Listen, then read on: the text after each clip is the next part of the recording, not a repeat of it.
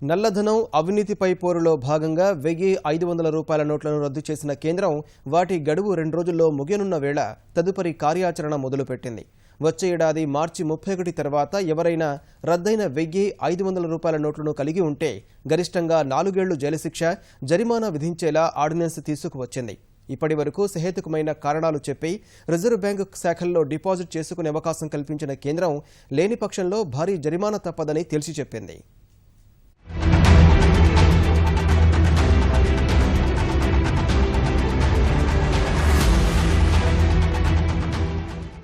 పాత నోట్లపై కేంద్రం కొత్త నిర్ణయం తీసుకుంది. 2017 మార్చి 31 తర్వాత రద్దు చేసిన పాత నోట్లను కలిగి ఉంటే 4 ఏళ్లు జైలు శిక్ష విధించేలా ఢిల్లీలో ప్రధానమంత్రి నరేంద్ర మోదీ అధ్యక్షతన సమావేశమైన మంత్రివర్గం ఆర్డినెన్స్ ను తీసుకొచ్చింది.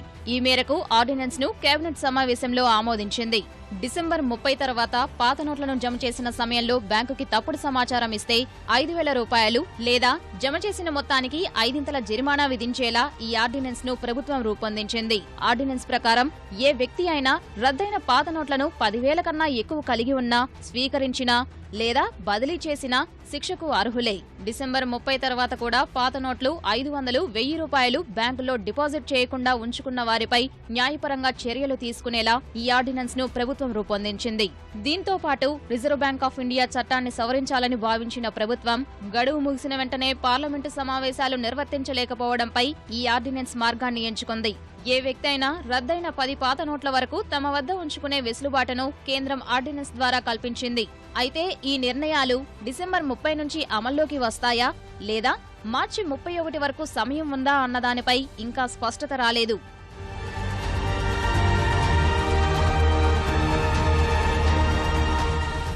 రద్దయిన పాత నోట్లను మార్చుకోవడానికి ఈ శుక్రవారంతో గడువు ముగుస్తున్నా ప్రత్యేక కారణాలతో నిర్దేశిత ఆర్బీఐ శాఖల్లో వాటిని మార్చుకునే వెసులుబాటు కల్పిస్తోంది. విదేశాల్లో ఉన్నవారు, మారుమూల ప్రాంతాల్లో విధులు నిర్వహిస్తున్న సైనిక సిబ్బంది కోసం కేంద్రం మార్చి 31 వరకు అవకాశం కల్పించింది. దేశంలో 15.4 లక్షల కోట్ల రూపాయల విలువ చేసే 1,500 రూపాయల నోట్లు ఉన్నట్టు అంచనా వేసిన కేంద్రం ఇప్పటి వరకు సుమారు 14 లక్షల కోట్లు బ్యాంకుల్లో జమ అయినట్టు లేదా మార్పిడి జరిగినట్టు తెలిపింది.